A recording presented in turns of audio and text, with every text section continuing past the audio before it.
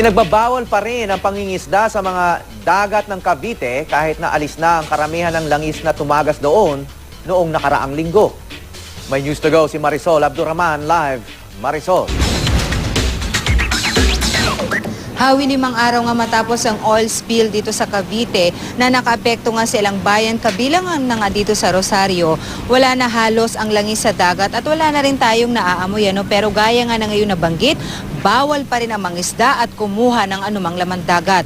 Kaya ang local government unit magsasagawa na ng water sample para malaman kung ano na talaga ang kondisyon ng tubig. Lubhang apektado na kasi ang kabuhay ng mga mangingisda rito at iba pang residente.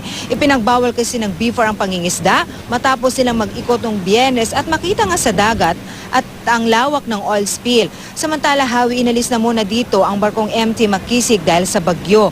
Bagamat patuloy pa rin daw ang investigasyon ayon sa Coast Guard, ayaw naman daw nilang i-compromise ang kaligtasan ng mga tao. Pero nandito pa rin ang kanilang barko, although hindi natin nakikita sa ngayon, we understand, Hawi. Inilagay muna ito sa ligtas na lugar dahil nakakaranas pa rin tayo. Gaya nga na nakikita nyo ngayon, napakalaki ng alon na nararanasan natin ngayon dito sa Rosario, Cavite. Nandito pa rin ang kanilang mga tauhan dahil nagkaroon na raw sila ng magandang lead kung saan nga ba nagmula ang diesel leak na nangyari nga noong Huwebes. Pero tinigil na muna nila ang kanilang operasyon dahil masamang panahon. At umaasa nga sila, Hawi, na gumanda-ganda ng panahon para magtuloy-tuloy na nga ang kanilang operasyon na isinasagawa hinggil pa rin sa dito nga sa nangyari.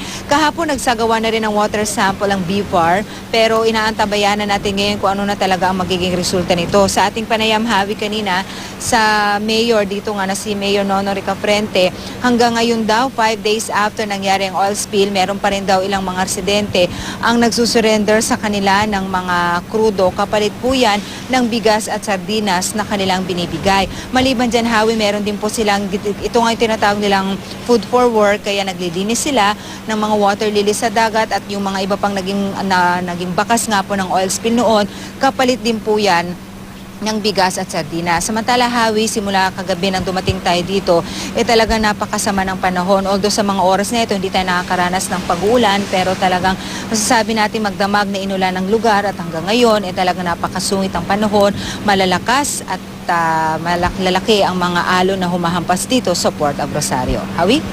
Maraming salamat, Marisol Abdurrahman.